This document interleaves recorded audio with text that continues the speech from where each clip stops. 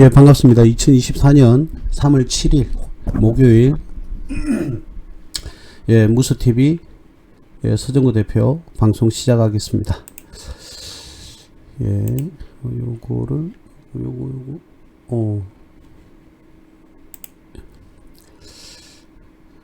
제가 언제쯤이면 이 컴퓨터를 다루는 실력이 좋아질지 모르겠네요. 요즘 뭐 아직까지 날씨가 제법 많이 춥습니다. 그죠? 예. 바로 봄옷으로 이렇게 갈아입기에는 조금 이런 게 아닌가 그런 생각이 듭니다. 아직까지는 뭐 밖에서는 두터운 외투를 입고 다니시는 분이 대부분이에요. 그래서 미리 봄옷을 준비하신 분들 감기 주의하시고 오늘의 주제는요. 여러분들이 일반적으로 그 회계 배우는 회계하고 차원을 물론 뭐 그게 연장선인 거죠. 자, 그런데 조금 제 해석 아직까지 재무제표를 보는 눈이 숙달이 되지 못하셨겠죠. 제보다 다들 다 뭐 똑똑하신 분들이니까. 그러나 아직 뭐 많은 숙달이 아직 이루어지지 않아서 재무제표 보는 어떠한 부분들이 조금은 미약하지 않겠나라는 생각이 들어요. 그리고 많은 분들이 아직까지 질문을 많이 하시는데 여러분들이 이 투자라는 것은요, 경제적 자유를 얻기 위해서는 단순한 주식 투자를 좋은 종목 뭐 받아가지고 투자를 하는, 물론 뭐 더 이상의 뭐 그런 여력이 없고 시간도 없고 또 일도 해야 되고 또 가정도 돌봐야 되고 기타 등등 많은 목적 그 라이프가 있어요. 그러니까 그걸 무시하고자 말씀을 드리는 건 아니고 최소한 내가 전업 투자자로서의 삶을 살아가겠다, 또는 우리가 은퇴를 하고, 그죠? 사회에서 은퇴를 하고, 이제는 은퇴 생활을, 즐기시거나, 또는 은퇴 생활이 시작이 되시는 분들은, 이제 나름 우리가 뭐, 한 번쯤 정도는요, 이렇게 좀 학습의 시간이 필요한 것 같아요. 그래서 내가 원하는 게 있다면 거기에 준하는 노력이 이루어지지 않으니까, 당연히 노력이 이루어져야 되는데, 그죠? 그냥 뭐, 운 좋게 걸리면 수익 내고, 또 운이 없으면 오랫동안 뭐 물려가지고 스트레스 받고. 저는요 그런 말씀을 드려요. 그 누구나가 의뢰 이 계통의 일을 하시는 분들은 투자의 책임은 본인한테 있다. 그건 당연한 겁니다. 그거는 명시사항이 아니라 저희 무소TV에서도 그 부분을 반드시 명시를 하고 있습니다. 법적으로 그렇게 해야 되기도 하고요. 그런데 법에서 그걸 정해준다고 해서 따른다, 그게 아니라 그건 당연한 겁니다. 어떻게 보면. 그죠? 모든 책임은 본인한테 있어요. 그런데 본인이 나는 노력한다. 예, 그 생각은 하죠. 근데 여러분들이 원론적인 원초적인 어떤 학습의 시간이 있었는지를 한번 보라고요. 여러분들이 지금 공부 학습하는 시간들은 대부분 유튜브와 함께 할 가능성이 높습니다. 그리고 네이버라든지 다음이라든지 구글링 해서 정보를 취하는, 사실은 그게 다지 않습니까? 기본적으로 주식 투자에서는 다들 아시겠지만 기본적 분석과 기술적 분석이 있어요. 기술적 분석은 지금 보시는 화면과 같이 차트 분석, 추세 분석이라고 하죠. 여러 가지 기법이 있어요. 그런데요, 이 기술적 분석은요, 한 번 배우면 쉽거든요. 그런데 그게 확률적으로 맞느냐는 겁니다. 어떤 경우에는 맞고 어떤 경우에는 안 맞기 때문에 모든 기법을 기술적 분석으로 다가가려고 하는 여러분들의 그런 모습은 조금 자제하셔야 돼요. 기업의 본질은 뭡니까? 우리 투자의 본질은요, 그 기업, 그 품목에 대한, 그 투자 상품에 대한 가치평가입니다. 가치평가. 지금 충분히 이 투자 상품에 내가 투자할 수 있는 메리트가 있는지 없는지, 또는 미래의 성장성과 수익성과 안정성을 확보를 하고 있는지, 자, 그 차원에서 접근을 해서 너무나도 저평가가 되었다? 그러면 그 해당 상품의 메리트를 가지게 되는 거죠. 그래서 투자 활동이 이루어져야 되는데 우리는 끊임없이 기술적 분석, 그렇다고 해서 제가 기술적 분석, 차트 분석, 추세 분석 등이 중요하지 않다는 말씀을 드리는 건 아닙니다. 중요하지 않다는 것이 아니라 기본적 분석을 가장 중요시 여기셔야 되는데 여러분들은 전부 다 기술적 분석에만 자꾸 보고 있는 거죠. 그리고 작년에 기업이 이익이 요만큼 났으니 올해는 또 요만큼 나겠다. 그렇게 말씀하실 수 있는 분은 신입니다. 신. 우리의 영역이 아닌 거예요, 여러분들. 만약에 그걸 파악이 가능하다고 그러면요, 저도 예상치, 추정치 정도는 합니다. 근데 그게 맞을 수는 없어요, 100%. 그렇지 않겠습니까? 삼성전자가 지금 현재 뭐 7만원대인데 50만원 갈 거다. 예? 70만원 갈 겁니다. 언제까지요? 언제까지? 그런 말에 현혹이 되어 가지고 여러분들이 투자한다는 것은 여러분들이 벌써부터 투자 실패를 시작한 겁니다. 어느 정도 오르겠다 내리겠다 본인만의 추론은 가능한데 말이죠. 100만원 간다 500만원 간다, 그런 말을 듣고 투자하시는 것은 여러분들의 책임이죠. 예.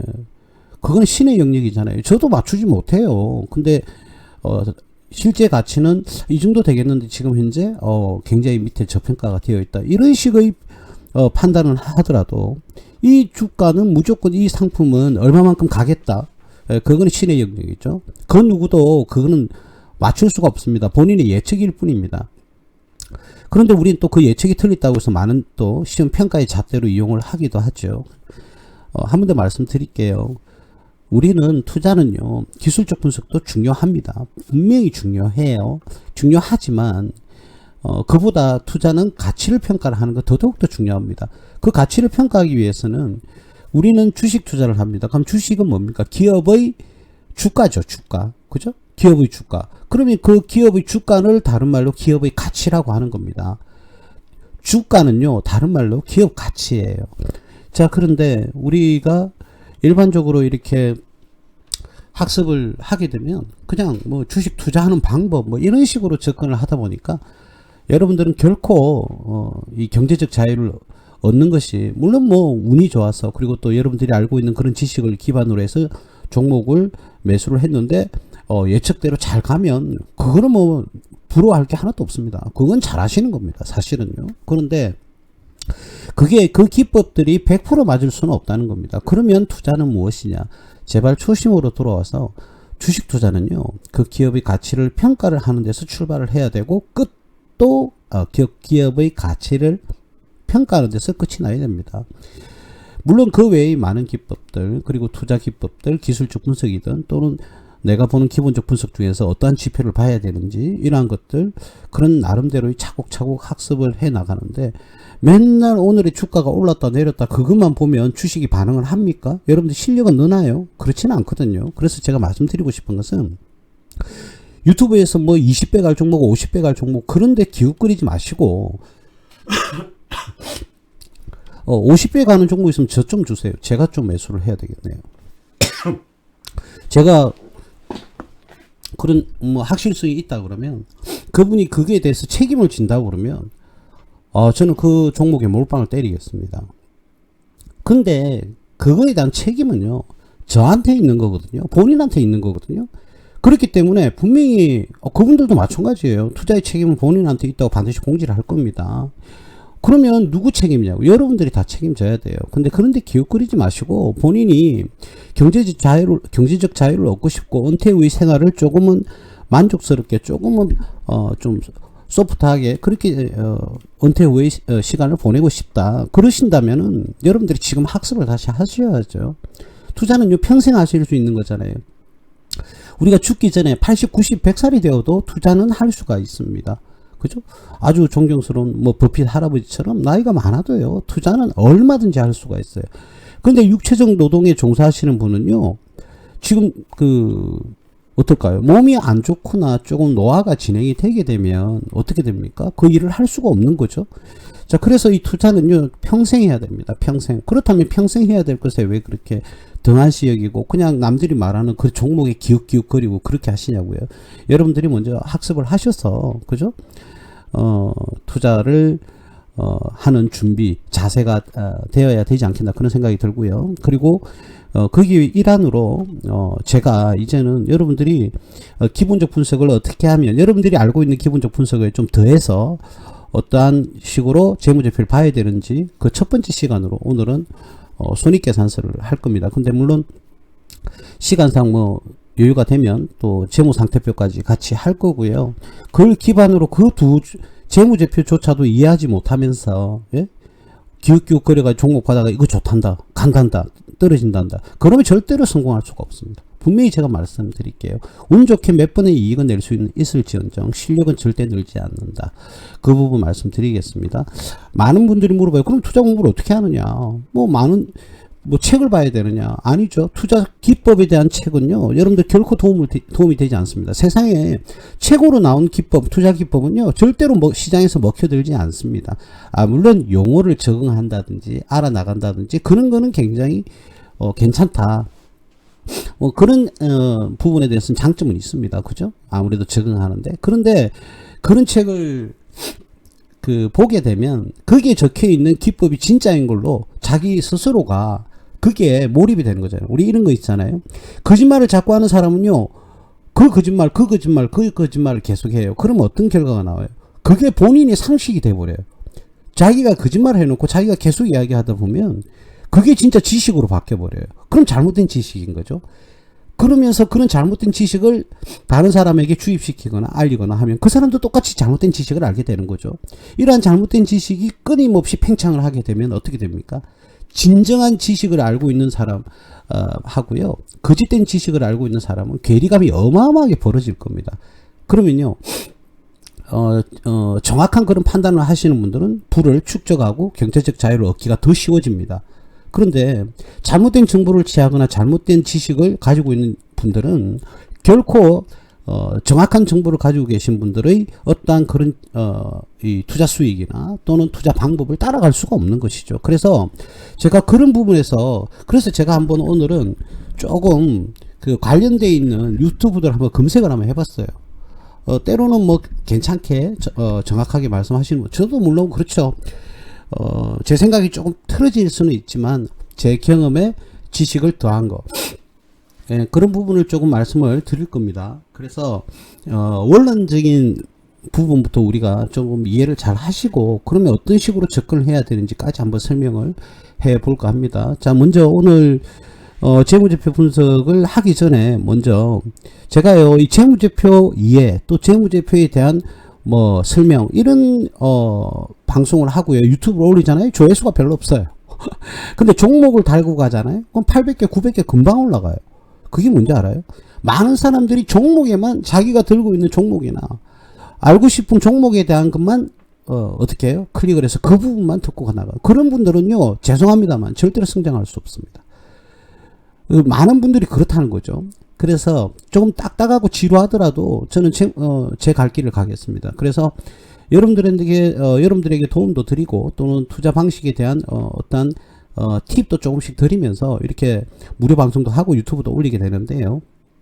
그걸 차곡차곡 쌓아 나가면서 여러분들이 지식을 양을 늘리고요. 그리고 여러분들이 어떤 실력도 향상시키는 그런 시간들이 되었으면 좋겠습니다. 자, 오늘 먼저 그 부분, 재무제표 부분에 앞서서 오늘 코스피도 제 예측대로, 제 경험상 예상은요, 일단 다음 주까지는 코스피나 코스닥이 하락 추세로 가지 않을까. 최소한 박스권을 갈지언정 상승은 조금 힘들지 않을까, 그렇게 생각을 합니다. 그래서 그럼 이 시기에는 어떻게 하느냐? 이 시기에는 관망세로 가야죠. 그죠? 자, 이 라인에서 왜 이렇게 연하게 나오죠? 한 번 더 말씀드리지만 제가 이렇게 좀 컴퓨터에는 어리버리하니까 이 부분 좀 이해해 주시고, 이 라인에서요, 좋으면은 이 라인에서 형성이 될 것이고, 좋으면 제가 보는 관점입니다.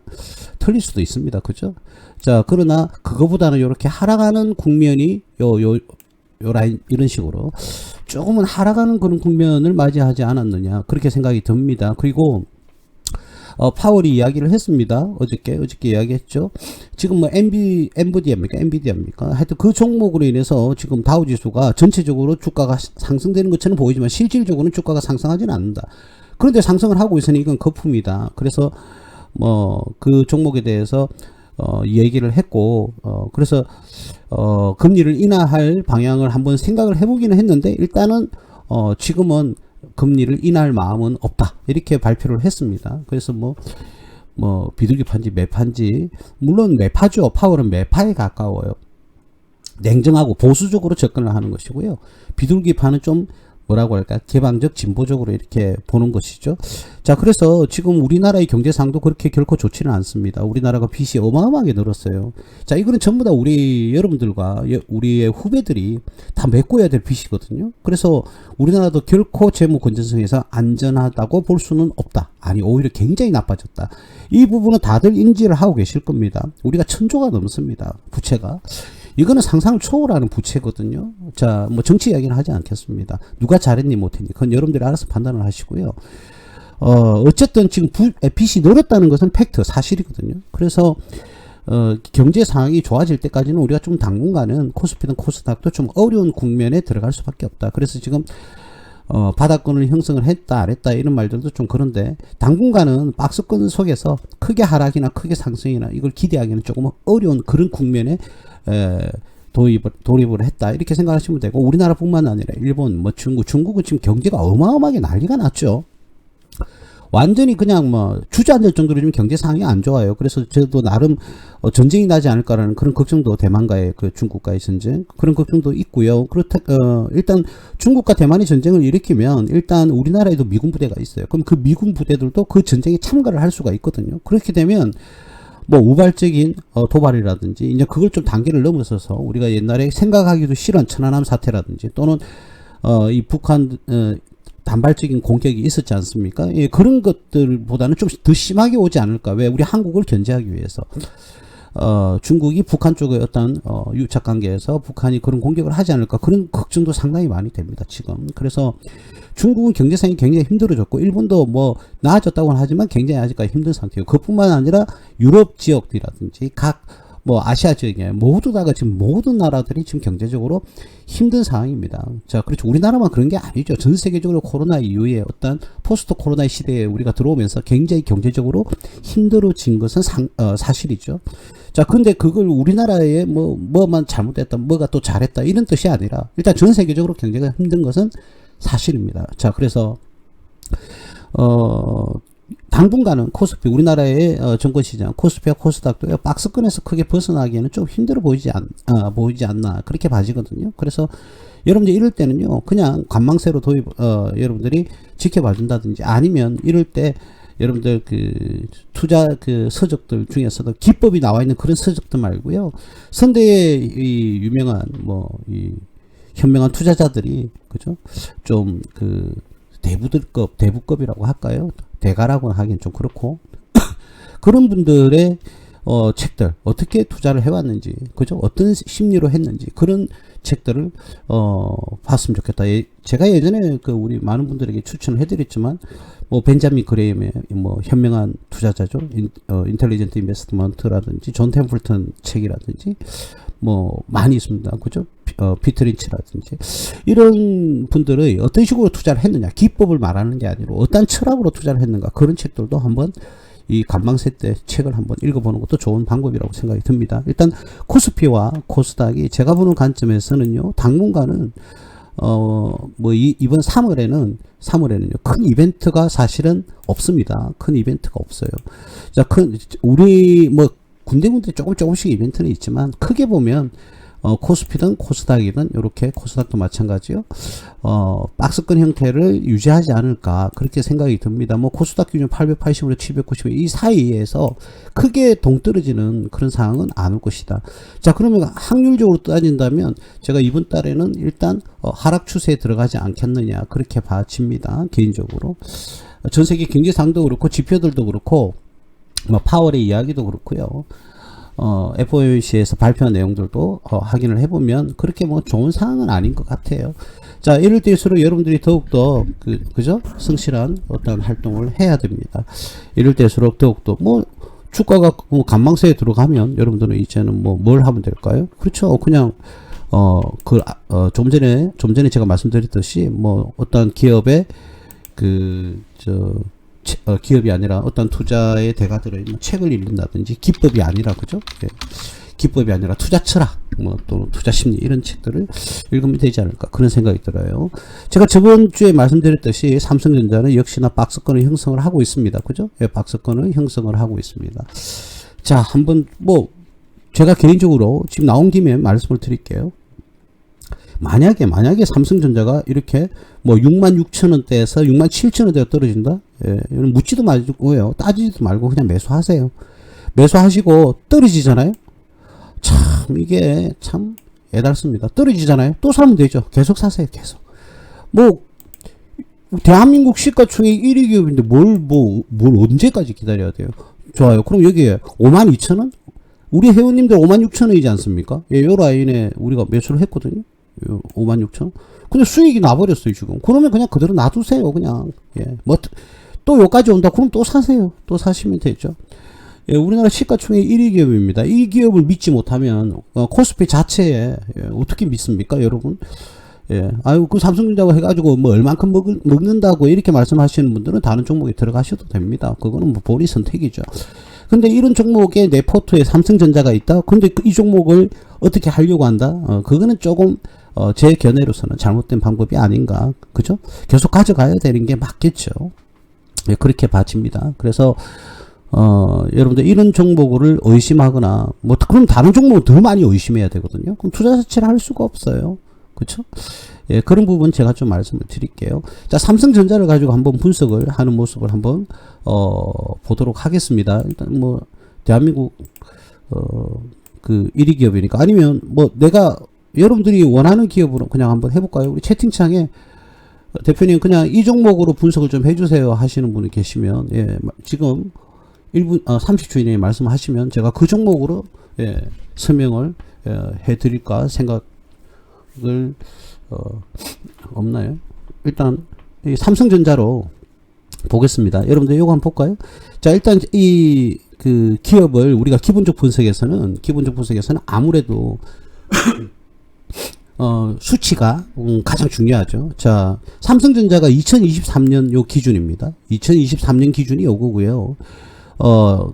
2024년, 그러니까 올해죠. 올해 예상하는 금액이 요렇습니다. 여러분들. 예. 그래서 작년에는 258조 정도. 근데 올해는 한 300조를 예상을 하고 있네요. 300조를 예상하고 있는데 한번 볼까요? 영업이익 물론 예상치입니다. 작년 대비 올해는요. 작년에는 6조 5천억의 영업이익을 내었었는데 올해는 여러분들 이 6조 5천억인데요. 어떻게 됩니까? 32조의 이익을 기대를 하고 있답니다. 당기순이익은요. 여기 보면은 딱 정확하게 15조 4천억이었습니다. 근데 올해는 대략 한 30조 정도, 2배 정도 늘 것으로 지금 추산을 하고 있네요. 자, 물론 뭐 이대로만 된다 그러면 우리가 뭐 안 들어갈 이유가 없죠. 이건 예측치입니다. 근데 여러분들 생각을 해보세요. 삼성전자라는 우리나라 시가총액 1위 기업의 이 예상치는 100% 절대로 맞을 수가 없어요. 절대로 맞을 수가 없죠. 그렇지 않습니까? 예상치지 않습니까? 말 그대로. 자, 그러나 대한민국이 1위 기업이에요. 내가 1위 기업이라고 해서 무조건 좋다 이런 뜻이 아니라 1위 기업은 최대한 어떻게 해요? 이 불확실성이 확실성에 가까운 확률이 나오지 않겠습니까? 마음대로 이렇게 예상치를 내놓지는 않는다는 거죠. 왜? 누구나 지금 이 삼성전자라는 기업에는 관심을 가지고 있고 집중을 하고 있다는 거예요. 그죠? 자, 그러면 우리가 여기서 볼 수 있는 수치는 이런 예상치가 나오지 않습니까? 재무제표. 이런 예상치가 나오면 여러분들이 반드시 뭘 확인하냐면, 자, 올해 2024년 예상되는 금액은 EPS가 4,180억이다. 근데 작년에는 2,100억이었어요. 그죠? 자, 그러면 이 4,183억이 예상치예요. 예상치. 자, 그럼 4,183원이 한 주당 당기순이익이란 소리인데요. 한 주당 당기순이익. 그러면 지금 주가에서 나누는 거죠. 지금 주가가 여기 보시는 바와 같이 72,200원이에요. 그죠? 자, 72,200원에서 나누기 4,183원 한 주당 당기순이익, 즉 여기에 있는 EPS를 나누게 되면 주가 수익률인 퍼가 나오게 됩니다. 그러면 퍼가 얼마가 나오느냐? 지금 주가 72,200원에서 EPS 4,183원 예상치를 나누게 되면 17.26이 나옵니다. 퍼가 17.26. 자, 그러면 이 17.26의 퍼가 나온다. 예상치입니다. 확정치가 아니고요. 자, 그런데도 업종 퍼는 볼까요? 자, 그러면 지금 현재 2020 몇 년도죠? 이거는 3년도가 반영이 됐으니까 2023년도에 그죠? 퍼가 34.21이다. 자, 그런데 당기순이익이 아까 EPS가 2배로 올랐어요. 2배로. 여기에 있는 EPS가 그죠? 몇 배로 올랐죠? 2배로 올랐어요. 대략. 자, 2배로 올랐으니까 어떻게 될까요? 간단하게 이야기해서 퍼가 34의 2분의 1로 줄어든다. 그럼 대략 17이 된다. 정확하게 17.16이 나오죠. 자, 그러면 그럼 업종포보다 대표님 높지 않습니까? 이렇게 이야기를 하실 수가 있겠죠. 그죠? 그러면 이거는 지금 이제 가격이 고평가 아니냐? 제가 말씀드렸잖아요. 이 업종포는요, 이번 달 3월 31일이 지나면 모든 기업들이 공시가 완료가 됩니다. 물론 뭐 연장 사유가 있는 기업들은 연장이 됩니다만. 그러면 모든 기업의 평균 퍼가 나오는 거예요. 평균 퍼가. 자, 그러면 이 퍼가 바뀐다는 거예요. 바뀐다. 어떻게 바뀌는지는 나중에 통계를 내봐야 되겠죠. 그죠? 모든 전기전자, 여기 삼성전자가 전기전자잖아요. 자, 이 전기전자와 관련되어 있는 모든 업종의 퍼를 구해서 뭘 할까요? 예, 평균값을 구할 거예요. 평균값을. 그러면 삼성전자가 지금 34.21이라면 가중치가 삼성전자가 가장 많을 거예요. 그죠? 자, 그렇다면 삼성전자가 퍼가 2023년 기준에 34.21이었다. 자, 그러면은 이 업종포도 상당히 올라갈 겁니다. 그죠? 상당히 올라갈 거예요. 그런데 이 삼성전자의 2024년에 예상되는 퍼는 17이다. 자, 그러면은 제가 보는 관점은 이렇게 간단하게 보면 고평가다, 삼성전자 사면 안 돼 라고 이야기를 하면은 안 된다는 거예요. 그건 재무제표 해석이 틀린 거죠. 틀린 거예요. 이것도 34.21도 올해 이제 2024년 예상치 기준으로 했을 때 17이 될 것이고, 지금 이 퍼 2023년의 업종 퍼가 아니고요. 이거는 2022년입니다. 왜냐면 지금 모든 전기전자 회사가 공시가 된 게 아니고 재무제표가 나온 게 아니에요. 그 평균치를 다시 구해야 된다고요. 평균치를. 그러면 업종포가 나올 거예요. 근데 그 업종포가 삼성전자가 포함이 돼야 되잖아요. 그러면 삼성전자가 34.21이라는 2023년에 실적이 나왔고, 지금 여기 나와 있는 업종포는 뭐라고요? 2022년에 평균퍼라고요. 왜? 평균은 아직 안 구해졌겠죠. 모든 전기전자 기업이 공시를 해야 되니까. 그 공시 마감일이 3월 31일이라니까요. 그러면 이번 달 말이 지나야 된다니까요. 그런데 삼성전자가 34.21 정도를 기록했다면 업종퍼도 어마어마하게 올라간다는 거죠. 어마어마하게 올라간다. 최소한 제가 봤을 때는 20 이상으로 무조건 올라간다고 봐집니다. 그죠? 물론 뭐 제가 모든 재무제표를 지금 다 가지고 있는 게 아니고 공시가 다 된 게 아니기 때문에 예측은 못 하겠습니다만, 일단 최대한 12.77보다는 많이 올라갈 가능성이 높다라고 이렇게 볼 수가 있는 것이죠. 자, 그래서 그렇죠. 지금 이제 이게 마우스로 올려보면 당기순이익은 최근 결산 2023년 12월 기준이다. 자, 그런데 모든 기업이 공시는 아직 안 했단 말이에요. 그래서 요거는 바뀔 가능성이 굉장히 높다. 요렇게 보는 것이죠. 자, 그런데 우리 반도체 기업이라는 이 기업들이 올해 굉장히 뭐라고 할까요? 많은 사람들이 관심을 가지고 있어요. 그죠? 자, 그래서 이 업종퍼는 나중에 변화할 것이다. 그리고 2022년 그리고 2023년이 아니라 2024년에도 또 바뀌겠죠, 이 업종퍼가. 자, 그런데 그러면 삼성 정확한 업종퍼를 지금 현재로서는 파악하기가 좀 어렵다, 이렇게 봐야 되는 것이죠. 자, 그런데 이 삼성전자가 퍼가 일단 그러면 이 기업 자체로는 퍼가 34.21이에요. 34.21인데 올해 예상되는 이거는 2023년입니다. 작년. 그런데 올해 2024년은 예상되는, 물론 확정치는 아닙니다만 예상치가 EPS가 그 정도로 2배 정도 는다고 봤을 때 퍼는 지금보다는 2분의 1 수준이다. 17까지 떨어질 수 있다. 자, 그러면 우리가 단순하게 이제 어떻게 가는 거예요? 그러면 이 수치로 우리가 해석을 하기에는 조금 애매하다. 그랬을 때는 뭐를 보는 겁니까? 바로 여기서 작년과 올해를 비교를 해보는 거죠. 자, 작년에 EPS 2131원일 때와 지금 현재 4183원일 때는 거의 이익이 2배로 올라간다? 자, 그렇다면 어떻게 될까요? 주가는 하락 요인보다는 상승 요인이 훨씬 더 크다는 거죠. 그럼 바이오로 삼성전자가 다시금 제자리를 잡아간다라는 어떠한 언론에서 뉴스들도 나오고 그럴 겁니다. 여러분들 다 그런 건 아니지만요, 기관들이요 삼성전자를 무조건 강력하게 매수하셔야 됩니다. 강력하게 매수해야 됩니다. 매수해야 됩니다. 매수해야 됩니다. 이런 기사를 낼 때가 있어요. 그럴 때는 자기들도 삼성전자 포지션을 많이 차지한 거예요. 자기들도 삼성전자에 대해서 이제 상승할 거니까 여러분들 우리 많은 투자자님들 참고로 하세요. 이거 사는 게 좋을 겁니다. 이런 식으로 이야기하기 전에 자기들이 먼저 포지션을 잡고 있지 않을까요? 저는 그렇게 생각합니다. 100%다 그러지는 않은데요. 저는 그런 의심을 지울 수가 없습니다. 절대로 지울 수가 없습니다. 여러분. 자, 그래서 그런 부분에서 여러분들이 참고를 하시고 스스로가 판단을 하시면 됩니다. 제가 보는 관점은요. 삼성전자는 일단 2024년 기준엔 물론 액면 분할을 해서 100몇십만 원짜리가 이렇게 액면 분할을 해서 가격이 이렇게 뚝 떨어져서 지금 이렇게 보여지는데 최소한 제가 봤을 때는 일단 기업 가치상으로 평가를 했을 때는 기본적으로 9만 원은 돌파를 해야 된다. 기본적으로 기업 가치만 봤을 때는 9만 원은 그냥 돌파를 해야 되는 게 기업 가치를 그나마 반영을 한 거다. 물론 뭐 거품이 생기면 10만 원도 넘고 12만 원, 11만 원도 넘고 뭐 12만 원까지 갈 것 같습니다만 이 거품은 어떻게 어떤 식으로 형성이 될지는 알 수가 없으니까 저는 믿습니다. 대한민국 1위 기업을 믿습니다.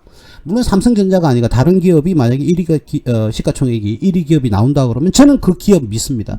시가총액 1위는요 아무나 달성하는 게 아닙니다. 한 나라의 가장 큰 시가총액을 가지고 있는 기업 저는 믿습니다. 지금 현재는 뭐 지금 현재뿐만 아니라 과거에도 그래 왔지만 삼성전자가 부동의 1위입니다. 그럼 저는 믿겠습니다.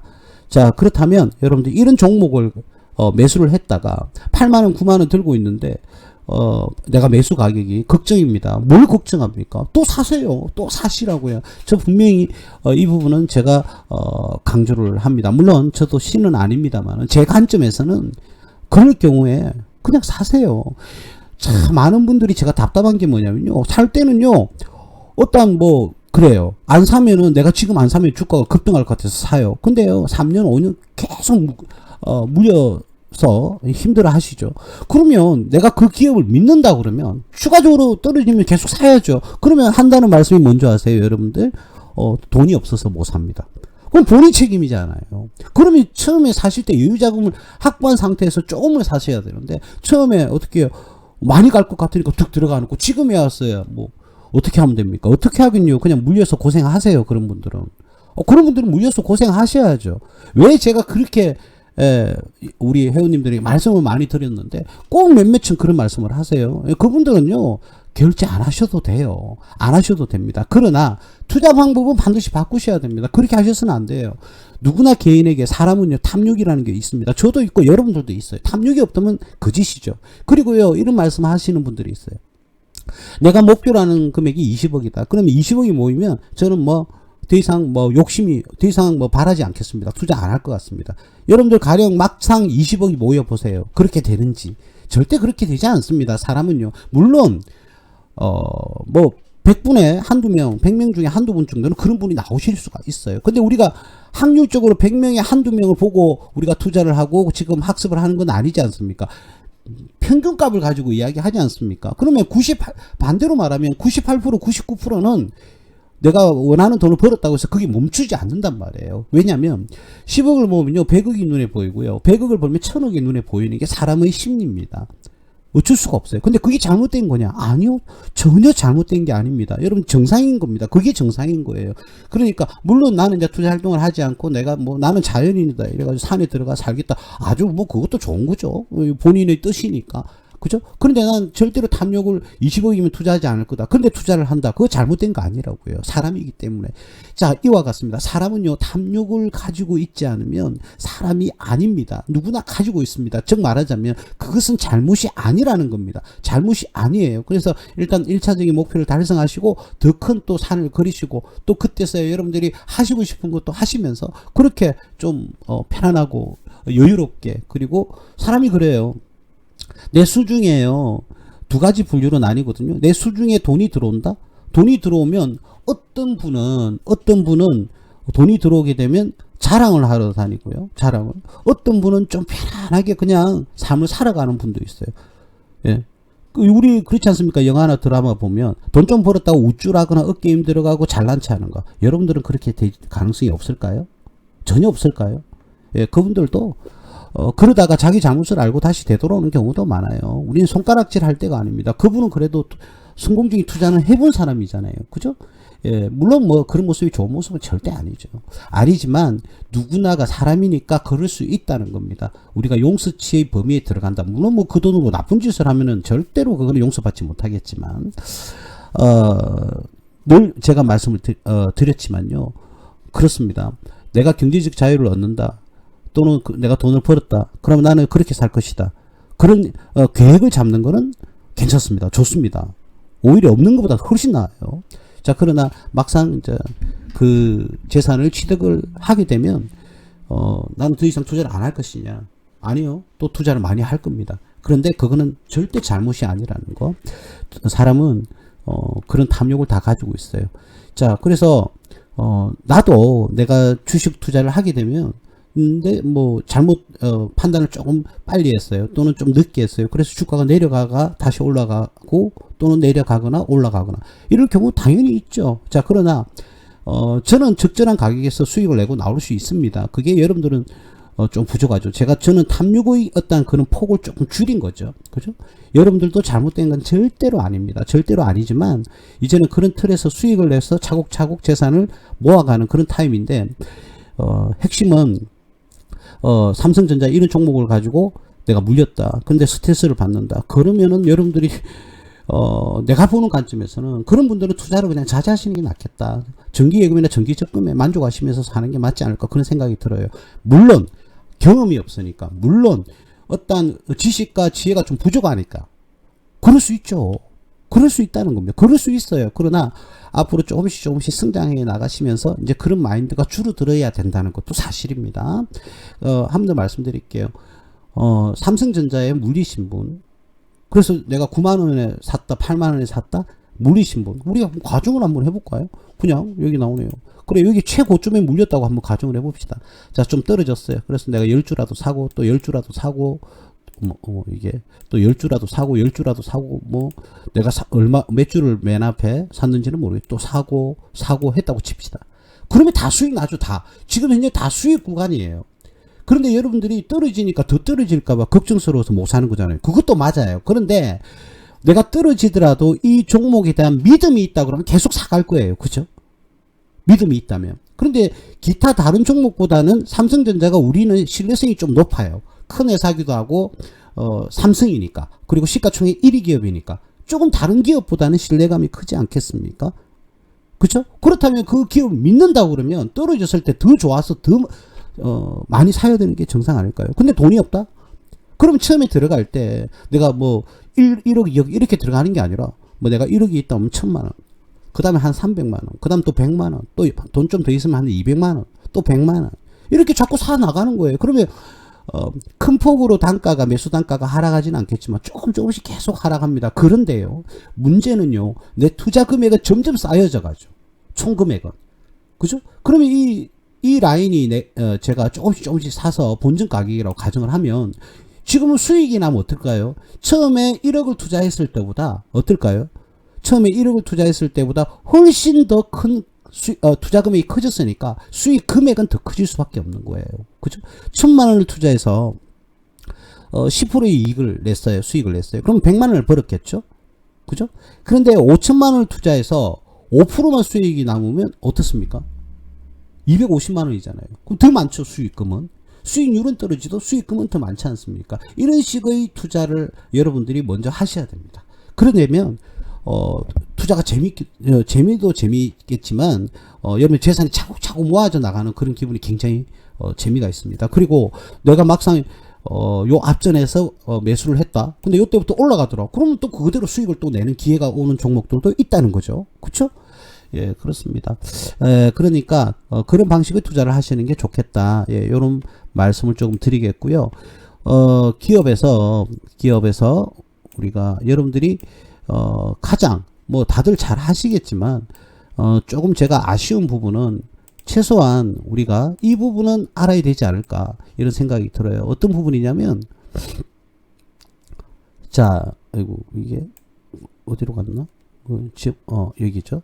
자, 손익계산서부터 한번 보도록 하겠습니다. 이 손익계산서가 우리가 말 그대로 이 손익계산서라는 것은 우리 기업의 실적을 보여주는 거예요. 실적, 즉 말하자면 제품을 얼마만큼 많이 팔았다. 그래서 이익을 얼마 냈다. 뭐 정확하게 나가면 내가 뭐 1억원치 물건을 팔았는데 팔기 위해서 들어간 돈이 뭐 예를 들어서 6천만 원이다. 자, 그러면 나는 이 물건을 팜으로써 얻게 되는 이익은 4천만 원이 되겠죠. 자, 그러면 우리가 6천만 원에 사와서 1억에 판 거예요. 그러면 4천만 원만큼 이익이 생긴 거죠. 그죠? 마진을 대략 한 뭐 1억 대비 한 4천만 원 버니까 40% 정도의 마진율을 기록을 하고 있는 겁니다. 자, 그런데 그 4천만 원이 전부 다 내 돈은 아니라는 거예요. 또 들어가야 될 돈, 나가야 될 돈이 있다는 거예요. 그러면 여기에 있는 매출액이라는 것은 내가 순수하게 뭐 한 거예요? 매출액이라는 것은 판 거예요. 자, 이걸 1억에 팔았어요.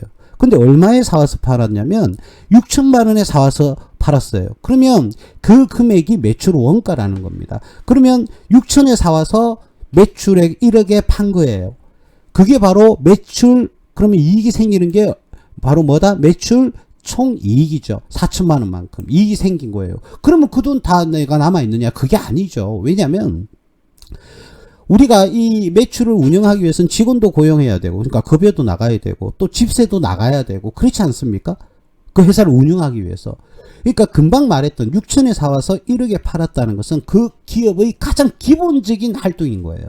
그런데 이러한 기업을, 이러한 매출을 일으키려면 기본, 어떻게 해요? 관리 시스템이 있어야 될 거 아닙니까? 기본 시스템 없이 어떻게 물건을 팔아요? 뭐 배달을 한다 그러면 차도 불러야 되고, 아니면 내가 용달차를 구입을 할지, 아니면 용달차를 불러서 배송을 할지, 그런 판단도 해야 되는 거예요. 그러면 운반비가 나가겠죠. 그죠?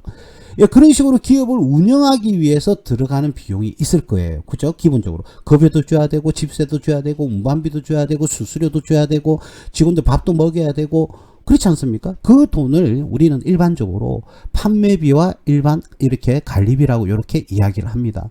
자, 그러면 우리가 매출 총이익이 6천에서 1억에 팔았으니까 4천만 원 생겼는데, 그 회사를 운영하기 위한 비용이 한 3천만 원이 있더라는 거예요.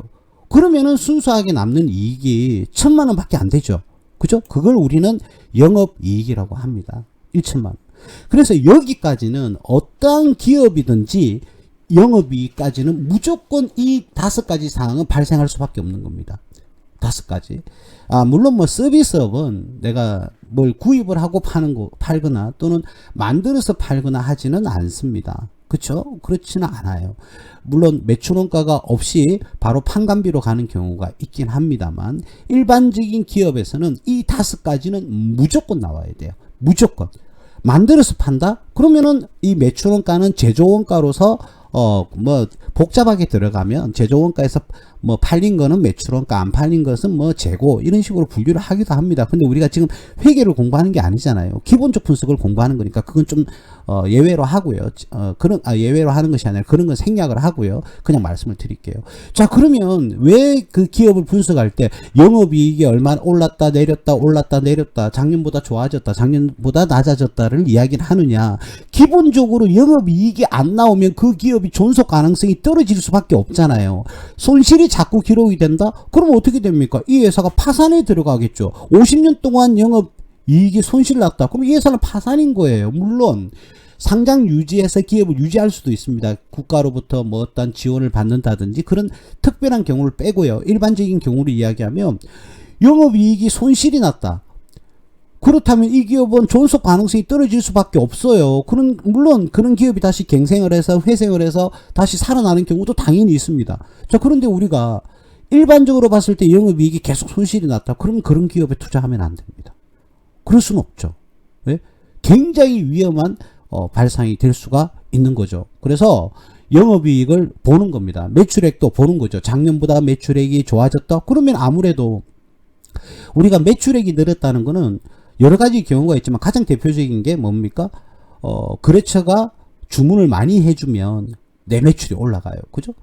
그런 경우가 있고, 두 번째는 어떤 경우가 있죠? 매출액이 늘어나려면 내가 A라는 회사에 납품을 했는데 B 회사, C 회사, D 회사도 납품을 하게 되었다. 거래처 수가 늘어나는 거죠. 매출처가.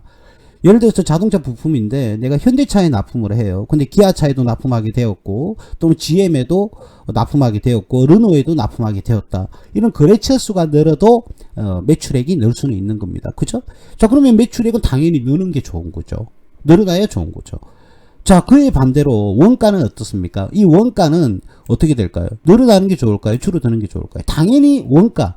우리가 이걸 팔기 위해서 나가는 돈이니까 줄어드는 게 좋겠죠. 줄어드는 게 좋아요. 그런데요, 여러분들, 우리 일반적으로 이리 예상을 하잖아요. 자, 매출이 100에서 200으로 늘었다. 2배로 늘었죠. 그런데 원가가 50이었어요. 그러면 원가는 50에서 2배인 100이 되는 게 일반적인 계산 아닙니까? 그렇지 않습니다, 여러분. 왜냐하면 이 원가 안에는요, 물론 여러 가지 요인이 있습니다만 우리가 이런 생각을 해보셔야 돼요. 이 원가 안에는 변동비라는 것도 있고요, 고정비라는 게 있어요. 즉 말하자면 우리가 제품을 아무리 많이 생산해도 원가는 늘지 않는 항목들이 있거든요. 늘지 않는 것들이 있어요. 오히려 떨어지는 것도 있죠. 근데 그거는 번외로 치더라도, 예를 들어서 가장 대표적인 게 임차료라는 겁니다. 집세. 여러분들 제품을 공장을 하나 빌려서 회사를 운영을 한다고 한번 생각을 해보세요. 자, 그런데 회사 공장을 빌렸어요. 그럼 집세를 한 달에 2년 계약을 했어요. 한 달에 5천만 원씩 집세를 주기로 했다고 가정을 해볼게요. 그런데 우리 회사 그 공장을 빌려서 집세가 한 달에 5천만 원이 나간다. 너무 비쌉니까? 좋아요. 그럼 1,000만 원만 나간다고 할게요. 자, 1,000만 원이 나간다? 그런데 이 공장에서 내가 제품을 생산할 때 5천 개를 생산해도 월세는 1,000만 원이고요. 5만 개를 생산해도 이 집세는 1,000만 원 똑같아요. 그렇죠? 그렇기 때문에 아무리 이 제품이 생산량이 는다 하더라도요, 원가는 늘지 않는 경우가 있어요. 그래서 오히려 매출이 늘면 원가율은 떨어지는 그런 모습을 볼 수가 있습니다. 아시겠죠? 그러니까 매출이 는다고 해서 무조건 매출 원가가 똑같은 비율로 올라가진 않는다. 그리고 이런 경우도 있죠. 내가 구입했던 부품이 어떻게 해요? 부품을 구입해서 제품을 만들어서 파는데 이 부품 구입 가격이 어떻게 해요? 떨어질 수 있죠. 반대로 어떻게 씁니까? 올라갈 수도 있죠. 인플레이션. 지금 현재는 어땠습니까? 우리가 2022년, 2023년은 어땠어요? 매출이 늘다 하더라도 매출 원가가 더 늘어나는 경우도 굉장히 많이 있었습니다. 그게 물가 상승이었잖아요. 그죠? 인플레이션이 발생하니까 특히 다들 대부분 올랐지만 음식비도 오르고 짜장면 값도 오르고 라면 값도 오르고 아이스크림 값도 올랐지만 우리가 가장 대표적으로 뭐가 올랐어요?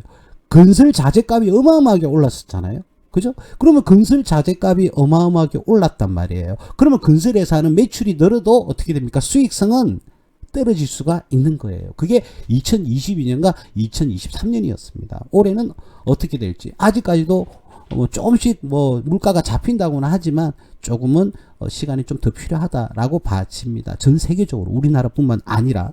자, 그래서 이 영업이익을 왜 자꾸 많은 애널리스트라든지 또는 기관에서 이야기를 하느냐, 영업이익이 늘었다 줄었다를 말하느냐. 이 영업이익이 최소한 손실이 나면 그 기업의 존속 가능성은 떨어질 수밖에 없는 것이고, 영업이익이 줄어들었다, 대체적으로 많이 줄었어요. 그죠? 물가가 상승했기 때문에, 즉 원가율이 올랐기 때문에, 그죠? 판매하는 가격은 올리면 거래처에서 안 받아들이니까 올리기는 좀 힘들고, 근데 우리가 부품을 구입하는 원가는 올라가고, 그래서 채산성이 많이 떨어졌던 것이죠. 그래서 2022년, 2023년에는 주가의 안정성, 즉 수익성은 크지 않았었습니다. 자, 그러면 이 영업이익을 보는 관점은 뭐라고요? 순수하게 나갈 거 다 나가고 남는 돈이다, 이렇게 생각을 하시면 되는 거예요. 그래서 재무제표, 즉 손익계산서를 보실 때는 최소한 맨 처음 봐야 될 게 매출액과 영업이익은 꼭 보셔야 된다는 것이고요. 대표님, 밑에 보니까 우리 앞에 거 좀 생략을 하겠지만 당기순이익은 그럼 안 봐도 됩니까? 봐야죠. 이게 바로 이 금액에서 주식수를 나눈 게 바로 EPS거든요. 그럼 EPS는 주가 수익률을 결정하는 또 요소입니다. 저평가, 고평가. 그렇기 때문에 그런데 이 금액과 여기 있는 영업이익이 다르다. 당연하죠. 왜 그러냐면 바로 여기 있는 금융수익과 기타 수익. 그러니까 정상적인 영업활동과 관련 없이 돈이 들어오거나 돈이 나가는 거예요. 예를 들어서 우리 이거 한번 해볼까요? 우리가 핸드폰을 만들어서 판매를 하는 제조업을 하고 있어요. 자, 그래서 정상적인 영업활동을 했어요. 정상적인 영업활동을 잘 하고 있어요. 그래서 보니까 얻게 되는 이익이 요렇게 해서 회사를 운영을 했어요. 이 색깔만 하면 이상하게 되네. 이 색깔이 좀 문제가 있나? 또 버벅거리기 시작하네. 이 색깔을 선택을 하면 좀 이상해져요. 내가 이상한 게 아닌데. 에이, 에이, 에이. 그래요. 됐어요. 그냥 빨간색으로 해야 되겠다. 겁나요. 자, 이 5가지 상황 있잖아요. 그죠? 요거는, 봤어요. 근데 이 영업이익은 뭐 359, 939인데 당기순이익은 왜 이렇게 또 떨어지느냐? 왜 그러냐면 여기 있는 금융수익과 기타 수익도 있는데요. 금액이 기타 수익은 크지 않아요. 금융수익도 있고 기타 수익, 수익자가 들어가 있죠. 수익자가. 그죠? 말 그대로 금융에서 얻은 수익인데요. 수익은 여기서 영업이익에는 가산을 합니다. 플러스를 하는 거죠. 수익은 돈이 들어오는 개념이니까. 수입 말고요. 수익. 수익은 현금이 유입되는 현상을 기대하는 거니까 뭐 정확한 법적인 설명은 하지 않겠습니다. 뭐 우리가 지금 회계를 공부하는 건 아니니까. 그럼 이러한 수익이라고 적혀 있는 항목을 더합니다. 더하고요. 원가라고 되어 있어요. 뭐 비용이라고 해도 되는데 원가라고 되어 있는 거, 여기는 또 비용이라고 표시가 되어 있죠. 원가라고 되어 있는 부분은 뺍니다. 그죠? 그러면 우리가 쉽게 해석을 하려면 여기 영업이익에서 추가로 돈이 들어오는 항목과 추가로 돈이 나가는 항목을 더하고 빼서 구해지는 값이 바로 이 당기순이익이라고 보시면 되는 겁니다. 일반적으로요, 이 영업이익 밑에 있는 항목들은, 영업이익 밑에 있는 항목들은 어떻게 생각을 하시면 되냐면 계속 반복적으로 발생하는 항목일 가능성이 낮다.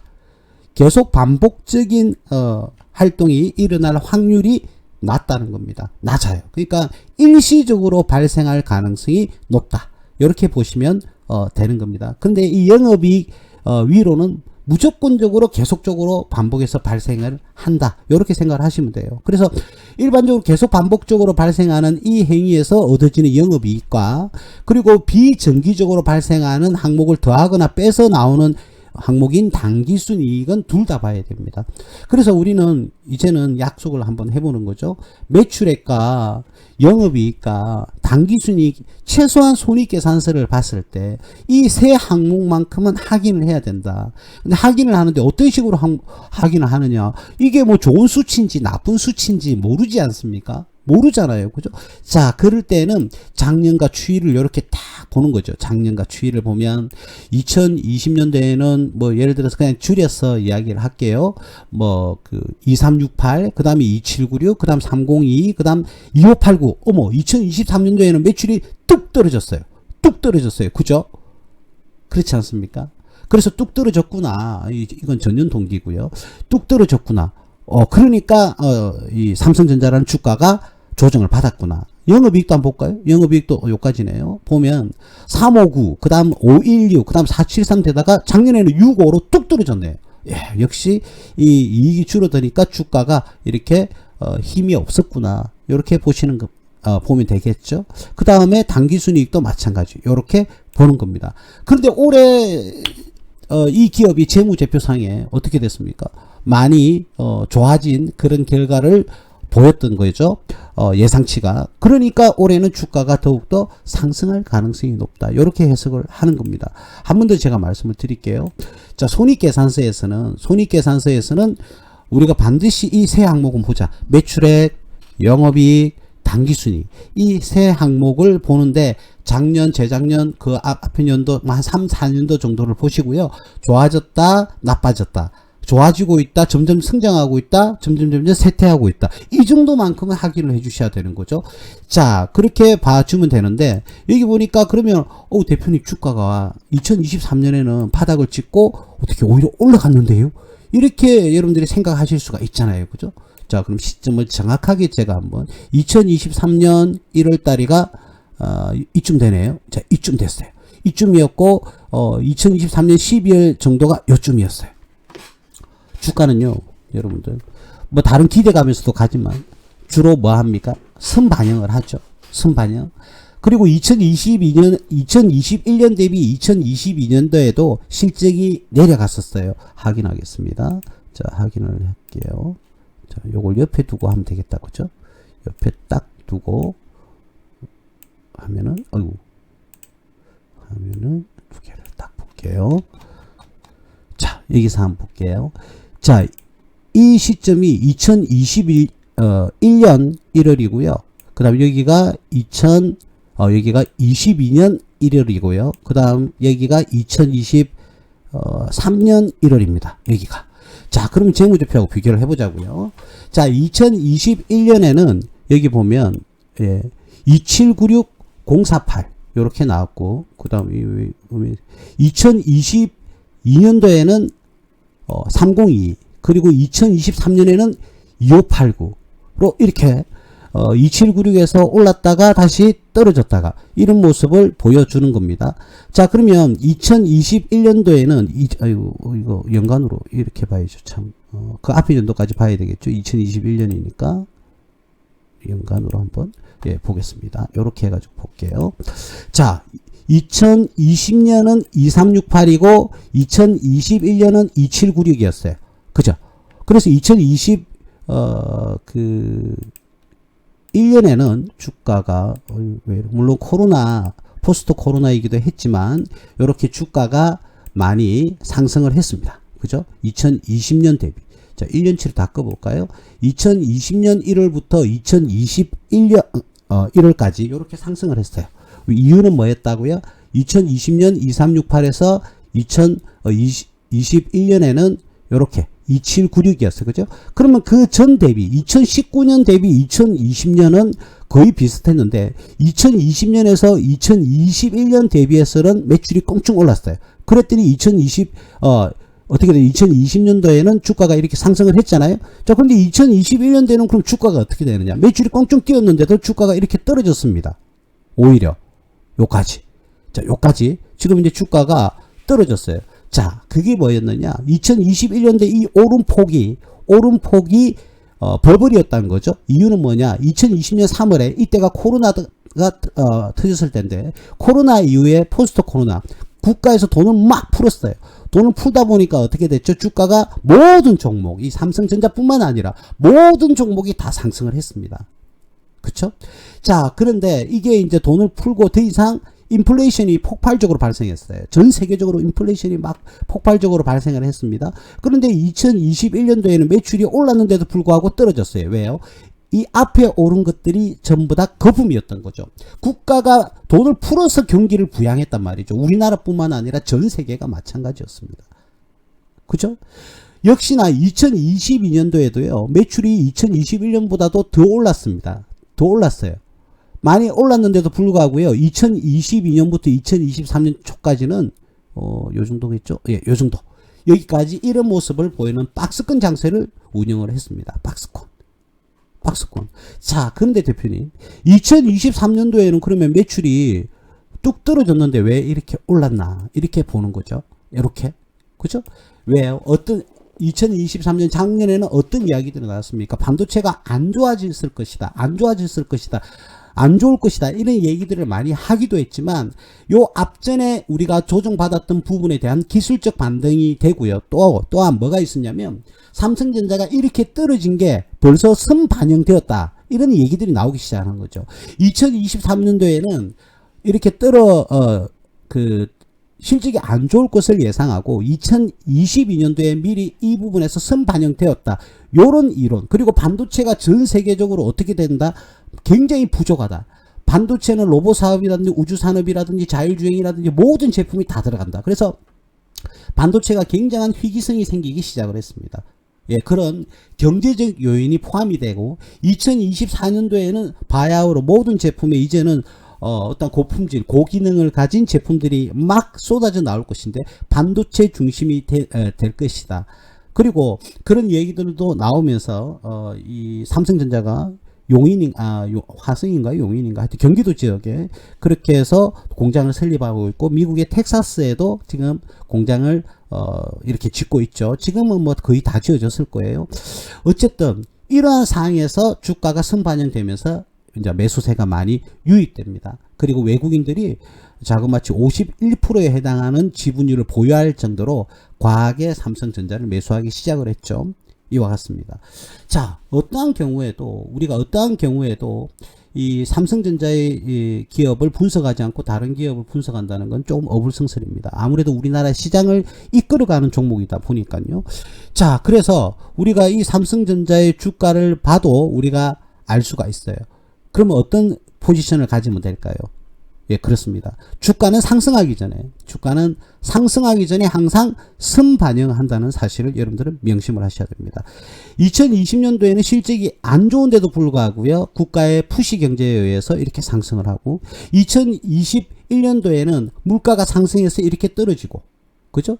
그러니까 기업의 실적보다 항상 선반영되는 모습을 여러분들 보여주고 있습니다. 그래서 만약에 올해 2024년도에는 실적이 좋을 것이다. 자, 그러면은 혹자들은 지금 펀드 매니저들이 이런 이야기하고 있습니다. 올해는 실적이 좋아질 것은 맞는데 요 부분에서 선반영되었다. 또 이렇게 선반영됐기 때문에 주가가 재미가 없을 것이다. 이렇게 얘기를 하고 있습니다. 그런데 말이죠. 저는 상승의 베팅을 확률이 높다고 봅니다. 왜 그러냐면, 그래서 많은 사람들이 삼성전자가 조정을 더 크게 받을 것이다 라고 이야기를 하고 있어요. 뭐 심한 사람은 5만원대까지도 얘기를 하는데, 그럼 고맙죠. 뭐 저야. 그러면 진짜 우리 회원님들 더 고맙죠. 완전 엄청 매수를 하겠죠. 떨어져 주면. 근데 제가 보는 관점은 삼성전자는 일부 조정, 박스권을 형성할 요 라인에서 가능성이 크다.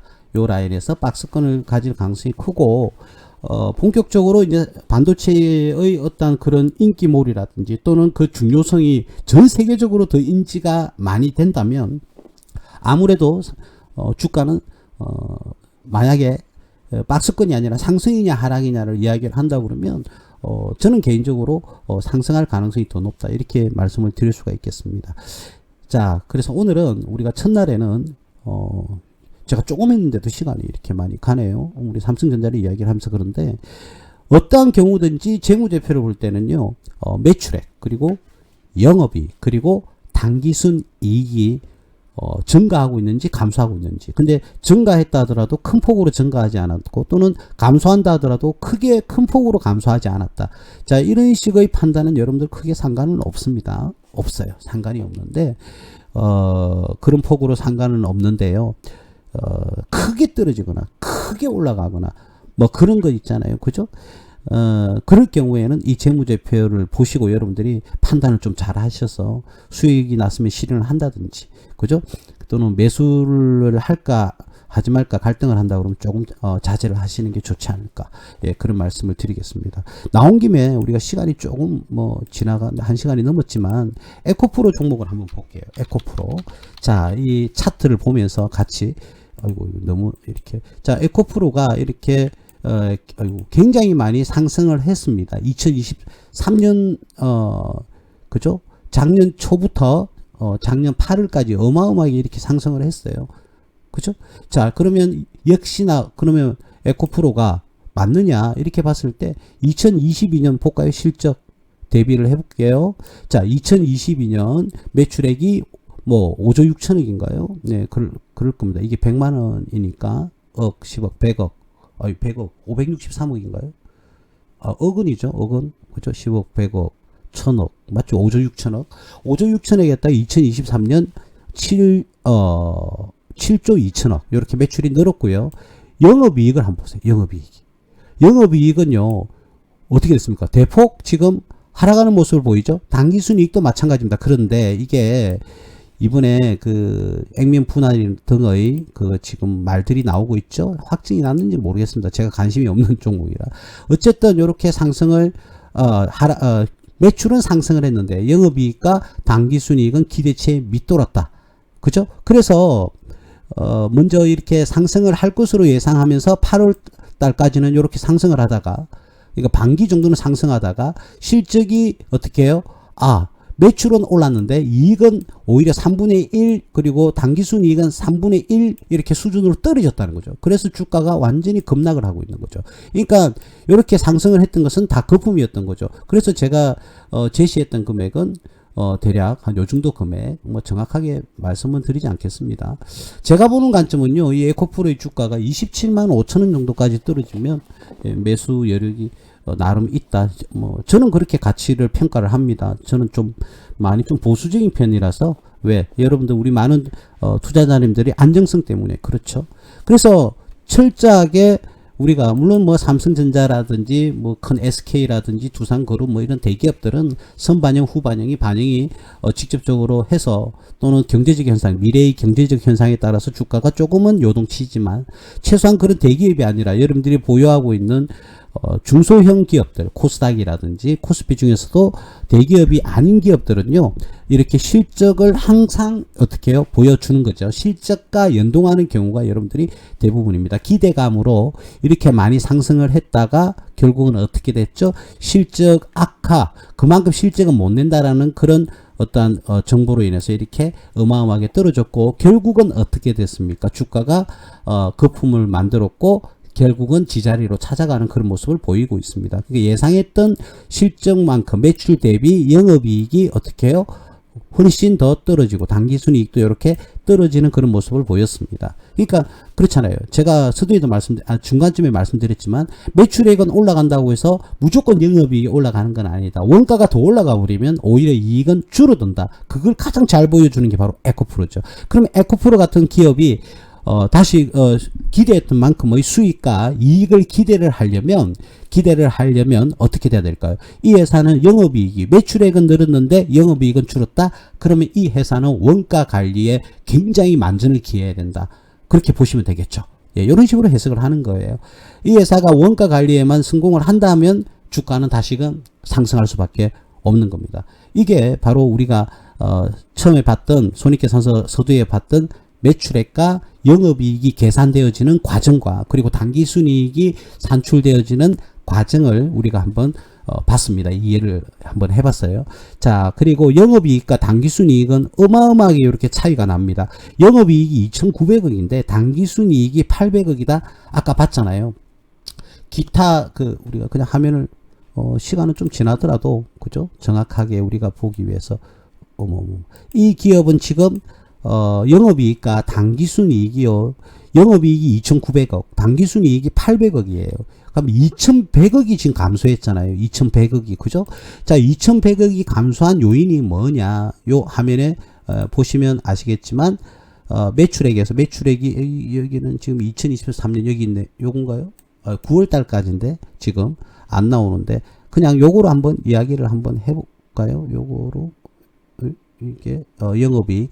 자, 여기서 그냥 가까운 요 데이터를 가지고 한번 해보면요, 영업이익이 자 636억이에요. 그죠? 2020년도에 가장 최근 걸로 할까요? 예, 영업 2023년 9월까지는 4,100억인데 당기순 이익은 얼마냐면 여기 보면 2,200억이에요. 거의 절반으로 떨어지죠. 그 이유는 뭐라고요? 여기에 있는 금융수익과 기타 수익 플러스 되는 항목과 금융원가 기타 비용 마이너스 되는 항목이 있잖아요. 자, 이거 비교를 해보면 금융수익 대비 뭐가 더 많다는 거죠? 금융원가 돈이 나가는 게 더 많은 거죠. 자, 요 2,100억과 그리고 39억은 플러스고요. 그 중간에 있는 2,900억과 200억은 마이너스예요. 그렇게 해서 이 값이 물론 기타 다른 것도 있는데 생략하고 이 금액이 줄어드는 거죠. 그러면 원가와 비용의 금액보다 수익과 여기 있는 기타 수익의 금액이 더 크면 이익은 더 커지는 것이고, 영업이익 대비 원가와 비용이 여기 있는 두 개의 수익보다 더 크면 이익은 줄어드는 거죠. 그러니까 우리는 수익이 더 크게 나오면 이익은 당기순이익은 더 커지는데 원가나 비용이 더 크면은 이것이 더 줄어드는 거죠. 그죠? 나가는 금액이니까 원가와 비용은. 그러면 결국은 대표님, 영업이익과 당기순이익의 차이는 물론 다른 요인도 있긴 합니다만 결국은 이 금융수익과 그러니까 영업과 관련이 없는 수익, 돈이 들어오는 요인과 돈이 나가는 요인이 있는데, 들어오는 요인은 없고 나가는 요인이 많다면 돈이 지출이 돼야 되니까 나가는 건 안 좋은 거잖아요. 그러면 영업이익보다는 당기순이익이 뚝 떨어지는 거예요. 대표적인 게 바로 이자 비용입니다. 금융원가에 뭐 거의 다가 금융원가는 이자 비용이라고 생각하면 됩니다. 이자 비용. 이자 비용은 말 그대로 이자 나가는 거예요. 여러분들도 이자 나가는 게 개인적으로 있을 거 아닙니까? 그죠? 뭐 없으신 분도 계시고, 그죠? 자, 그러면 뭔가 이자가 나간단 말이에요. 이자가 나가기 때문에 영업이익과, 금융원가에서 가장 크게 차지하는 게 이자 비용인데, 영업이익에서 당기순이익의 이런 식으로 갭이 어마어마하게 지금 벌어져 있지 않습니까? 자, 이런 경우에는 뭐라고요? 이자가 나갈 확률이 거의 90% 이상입니다. 자, 그럼 이자가 많이 나간다는 것은 뭐가 많다는 거죠? 부채가 많다는 거죠. 그래서 부채가 2020 빚이, 그러니까 차입금, 이자를 동반하는 빚이 많다는 거죠. 그러면 부채가 2조 8천억인가요? 하여튼 요 정도 나오는데 2023년 9월 달 기준으로 거의 1.8배 정도가 올랐어요. 그죠? 4조 5천억입니다. 그러니까 아무래도 이자가 많이 나갈 수밖에 없는 거죠. 그죠? 자, 물론 이 에코프로는 지주 회사이기 때문에 여러 가지 기업, 자기 계열사를 보유하고 있는 지주 회사이기 때문에 여러 가지 요인은 있을 수 있겠지만 요런 부분은 다른 요인보다는 기업의 영업과 관련이 없는 이자 비용이 많이 나갔을 확률이 크다. 자, 그럼 정리를 한번 해보겠습니다. 자, 오늘 말씀드린 거 한번 정리를 해보면 우리가 손익계산서를 분석할 때는 기본적으로 매출액을 보셔야 된다. 그리고 뭘 봐야 된다고요? 그 다음은 영업이익을 보셔야 된다. 그리고 세 번째는 당기순이익을 보셔야 되는데 이 사항들이 증가하는 건지 감소하는 건지 추세를 보셔야 된다. 그러면 증가했을 때 주가는 역시나 상승을 한다. 그런데 문제가 있다. 어떤 문제가 있죠? 이런 재무제표는 1분기는 1월부터 3월이에요. 그러면 5월 중순에 공시가 되거든요. 재무제표가. 그런데 그 이전에 어떻게 되죠? 실적은 벌써 쌓고 있잖아요. 근데 발표가 1월부터 3월까지 발표가 5월 중순에 나온다니까요. 그러면 우리는 정보를 취하는 건 5월 중순이에요. 근데 그 5월 주가가 막 올라가요. 공시가 발표도 안 됐는데. 그건 이유가 뭘까요? 기업 내부에서 어떻게 되죠? 내부 정보가 내부자에 의해서 알게 되는 거죠. 예를 들어서 CFO나 대표이사나 그 회사 해당 격리 책임자들은 다 알 거 아닙니까? 실적이 좋아졌다는 거. 그죠? 그래서 그런 정보가 미리 나오는 거예요. 미리. 그래서 주가가 어떻게 됩니까? 미리 이렇게 상승을 하는 거예요. 이런 식으로. 근데 이날에 이 마지막 날이 5월 15일이었어. 그럼 5월 15일 이후부터는 어떻게 될까요? 이렇게 상승했던 게 이제 공시가 나와요. 실적이 좋아졌다. 작년보다 좋아졌다. 그때 나와요. 근데 주식 거래는 내부 정보는 벌써 나와서 다른 사람들은 먼저 매수를 하고 있어요. 그쵸? 그러면 어떻게 되죠? 그 사람들 벌써 이 바닥에서 다 밑에서 다 산 거예요. 그럼 올라왔다? 그러면 그때서야 우리는 어떻게 돼요? 우와, 이 회사 실적이 작년 분기 1, 4분기 대비 매출이 2배로 성장했더라. 이익도 2배로 났더라. 사야 된다. 그럼 사면 어떻게 되죠? 주가가 떨어져 버려요. 왜? 주가는 벌써 이렇게 선반영 되어 있기 때문이죠. 그래서 주식 투자라는 게 여러분들이 하루 이틀 허투루 이렇게 공부해서 투자를 하기에는 좀 무리가 있는 거죠. 그래서 제가 이런 사안들을 유튜브를 통해서 이제는 하나하나 좀 설명을 드려야 되겠다 이런 생각을 많이 하고 있습니다. 물론 종목도 이야기도 해야죠. 그래서 제가 챕터를 좀 나눌 거예요. 이런 식의 우리가 학습을 하는 유튜버와 종목에 대한 유튜버를 좀 유연화시켜서, 저는 잘 못하는데 우리 그 직원이 그죠, 이렇게 나눠가 유튜브도 관리를 하는 걸 좀 제가 배워가지고 이런 식으로 학습을 하는 그런 유튜브는 별도로 조금 찍어서 올려야겠다. 그래서 오늘은 일단 이런 모양들, 그죠, 금방 여러분들 이야기한 거, 이런 것들은 반드시 머리에 집어넣어놔야 되는 거예요. 그죠? 실적이 좋은데 주가는 이제 떨어지더라. 샀더니 예를 들어서 와, 실적이 좋아가지고 샀단 말이에요. 근데 그 이전에 이렇게 주가가 갔어요. 그래서 샀어요. 근데 샀는데 나는 사니까 어떻게 됩니까? 이제 쭉 떨어지더라는 거죠. 이런 상황이 되는 거예요. 그리고 주가는 항상 선반영. 이런 걸 들어보신 분들도 많을 건데, 응용을 하는 게 아니라 적용을 시켜야죠. 그러면은 이렇게 상승을 했다. 근데 이날에, 이 꼭대기에서 이날에 실적이 발표가 난 거예요. 그러면 그때부터는 어떻게 해요? 이제는 여러분들은 어떻게 돼요? 이때 됐어요. 와, 실적 좋아졌다. 매수하자. 아니에요. 그때부터는 팔고 나가야 되는 시점이라니까요. 여러분들이 와, 이 회사 실적 좋아졌다. 그 부분이 내부에서 벌써 나와서 이렇게 상승을 했다니까요. 그런데 그때 사면 어떻게 돼요? 안 되죠. 그래서 주가는 선반영이라고 이야기를 하는 겁니다. 말로만 선반영이 아니라 미리 올라와 있다는 거예요. 그러면 어떻게 방어를 해야 되느냐? 내가 실적이 좋다. 굉장히 좋아졌다. 예를 들어서 실적이 굉장히 좋아진 거예요. 이건 좀 치우고요. 실적이 좋아졌다. 공시가 나왔다. 와, 그럼 이 주식이 선반영 되었을까 안 되었을까? 우리가 확인하는 게 쉽지 않아요. 근데 간단합니다. 만약에요, 이런 거죠. 조금 전과 같이 요 상황이에요. 그리고 요 날에 공시가 됐어요. 지금. 그러면 주가가 이렇게 올라왔잖아요. 벌써. 차트를 보면 되죠. 이때 차트를 활용하는 거예요. 올라왔지 않습니까? 올라왔으니까 어떻게 해요? 이거는 매수를 하면 안 되는 거예요. 실적이 좋은 걸 하긴 했다 하더라도 매수를 하시면 안 된다니까요. 이때는 매도 타임이라니까요. 그동안 밑에서 매수하셨던 분들이 매도하는 타임이고, 반대로 실적이 좋게 공시가 됐어요. 공시가 됐는데 차트를 보니까 요런 차트가 있는 거예요. 그러면 지금 주가에 반영이 안 된 거 아닙니까? 이거는 이 정보는. 그죠? 근데 실적이 어마어마하게 좋아졌더라? 그러면 그때는 사야 돼. 이해되시죠? 뭐냐, 내가 실적이, 자, 깨끗하게 원을 칠게요. 실적을 발표하는 날이 이 시점이다.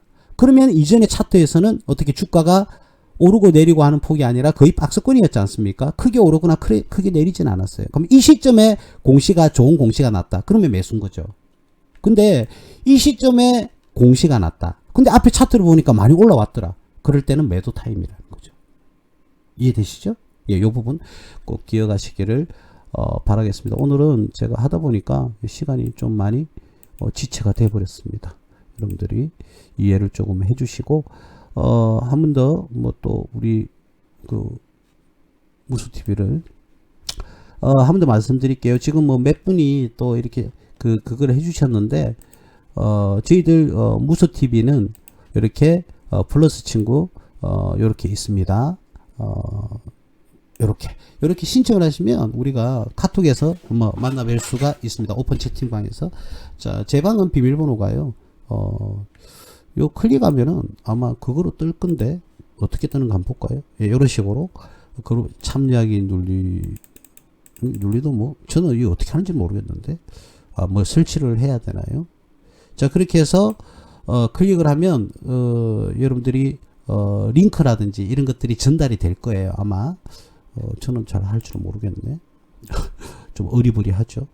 자, 어쨌든 요게 오픈 채팅방을 신청을 할 수 있습니다. 그리고 만약에 안 되면은 저희들 그 밑에 하단에 보시면 저희들이 연락처가 있죠. 그러면 우리 여기에, 그죠? 여기에 연락처를 전화를 주시면, 그죠? 우리 전문가님들이 오픈 채팅방 비밀번호를 전달을 해드릴 겁니다. 예, 그렇게 해서 여러분들이 오픈 채팅방 공지사항을 들으실 수가 있고, 오늘도요, 지금 무료 방송 우리 진금성부님이 하고 계시네요. 자, 다른 우리 전문가님도 계시니까, 예, 방송 무료 방송이니까 도움 많이 받아가시길 바라겠습니다. 예, 2024년 3월 7일 오늘 조금 많이 했네요. 3월 7일 목요일 서정구 대표, 무수TV 서정구 대표 방송 오늘은 여기까지 하겠습니다. 감사합니다.